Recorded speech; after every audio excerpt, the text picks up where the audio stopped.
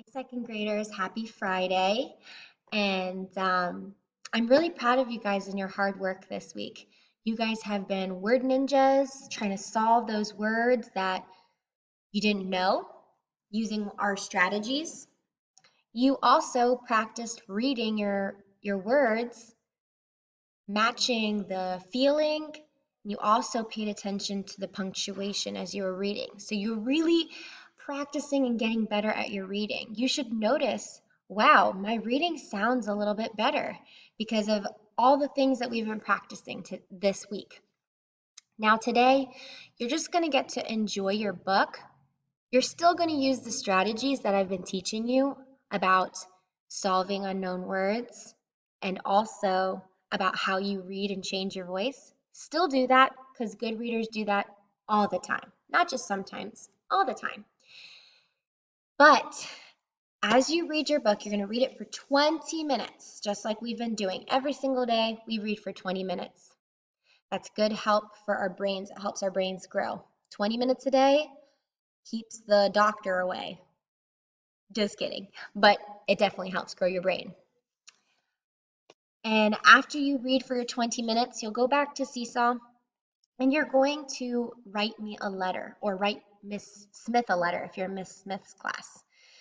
And I want to teach you guys again, how do we write our letters and what goes inside of the letter? Because I have some people who are confused. That's okay. We're learning. So let me remind you. All right. So here this is my piece of paper, okay? And I'm gonna write a letter to Miss Smith or Mrs. Davis. Okay, so let's pretend my teacher's Miss Smith. If you guys have me, then you're gonna write Mrs. Davis, but I'm gonna write it as if I'm writing to Miss Smith. She's my teacher. So I'll write, Dear Miss Smith. It is super important that you start your letter like this, Dear Miss Smith. Or if you have Mrs. Davis, you say, Dear Mrs. Davis. Why? Because when you write a letter, you have to address or say, who am I writing this to? That's a part of every single letter. You always tell who you are writing to. So you always say, Dear, and then the person's name. So, Dear Miss Smith. The next step in writing your letter is you need to tell me the book you read.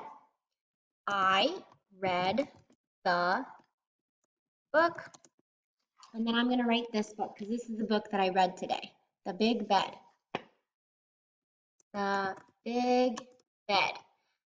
When you write your letter, pick one book you read or the one book you read the whole time because maybe you only read one book in the 20 minutes. That's okay too. Write the name of the book. I read the book, The Big Bed. Every day, you should have read something different, right? Whether it's the same book but different pages because you kept going, or you read a new book because you finished the book yesterday. So what book did you read today? Dear Miss Smith, I read the book, The Big Bed. Okay, so I've told who I'm writing the letter to. I've said what book I read. So those are the two first things you need to do.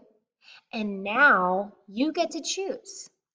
Are you going to tell me about a prediction you made? Here, let me take you guys over to this chart that's going to help us.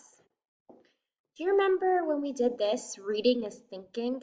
And last week you guys really focused on each one. So first, you guys focused on, making a prediction. I think blank is going to happen. And we did that with enemy pie.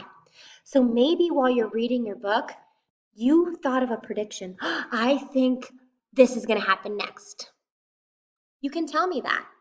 So you'd write, I read the book, The Big Bed. I think that the dad is going to sleep in the bed and tell the little girl, nope, you can't sleep in the big bed. That would be my prediction. Maybe you decide to make a connection. Maybe it makes you think of something. It reminds me of blank. Have you ever slept in your bed with your parents? I know that every Sunday when I was a little girl, my mom let me sleep in her bed. So I could say, Dear Miss Smith, I read the book, The Big Bed. It made me think of how I would sleep in my mom's bed every Sunday. See how I made a connection? Or you could ask a question. So maybe while you were reading, you were wondering, what in the world? So maybe I might say, why is the dad not allowed to be in the bed? That's a question I had. Or you can choose to write a summary. Maybe you just want to tell me what happened in the story. That's totally fine too. And that's the one that I'm going to choose today. So this is what I'm going to write about in my story. All right, so I started. I wrote, Dear Miss Smith, step 1. Then I wrote, I read the book, The Big Bed. Step 2, good, I have the first 2 things I need. And then I'm choosing to write a summary. So I'm going to tell Miss Smith what my book was about. Okay, so somebody wanted but so. Who is my somebody? My somebody is the little girl. So the little girl wanted, what did she want? She wanted to sleep in the bed with her mom. She wanted to sleep in the bed with her mom, and she wanted the dad to sleep somewhere else. I read the book, The Big Bed. I forgot the word girl. The little girl, I always read over my stuff to make sure it makes sense. The little girl wanted to sleep in the bed with her mom, and she wanted the dad to sleep somewhere else.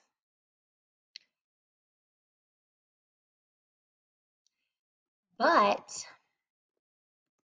the dad also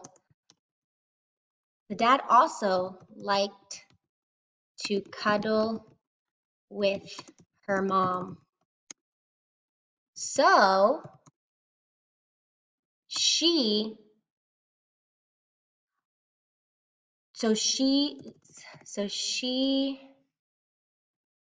tried to convince him to have his mom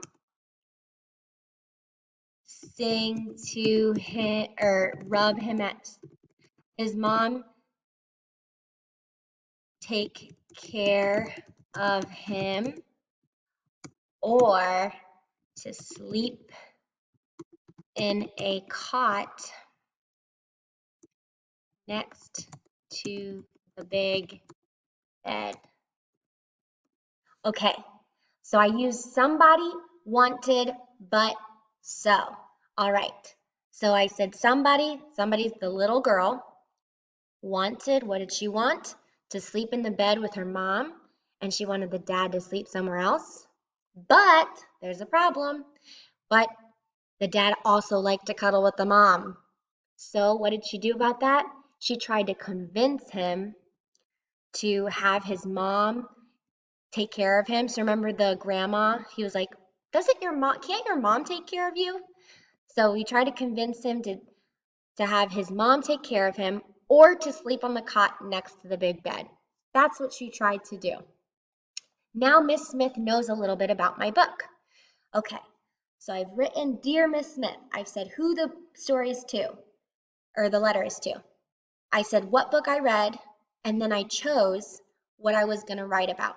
I wanted to write a summary. So I wrote my summary using somebody, wanted, but so.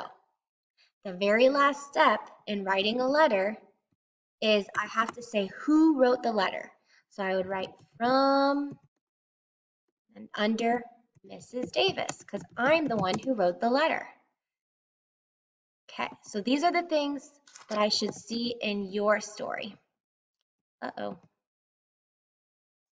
Sorry, guys, I accidentally clicked the wrong thing. From Mrs. Davis. Okay, so I should see Dear Mrs. Smith or Mrs. Davis if you're writing to me. I should see that in your letter. I should see the book you read. I read the book, blank. Boop, boop, boop. I'll put this in blue. Then in here is where you choose. You can write either a prediction you made, a question you had, you can write a connection. Wait, connection, question, a prediction, or you can tell me about the book. So a summary, like I did. That goes next. I'll put that in green. And then the very last step is you need to say who wrote the story from, write your name, and I'll put that one in like a pink color, okay? Oops. Okay, so make sure you have all 4 pieces. The yellow, who is it to? The blue, what book you read? The green, you get to choose what you write about. And pink, who is it from? Check those 4 things before you turn it in on Seesaw. You guys can do it. Have fun reading. I can't wait to see your letters and see what you guys tell me about the book you read.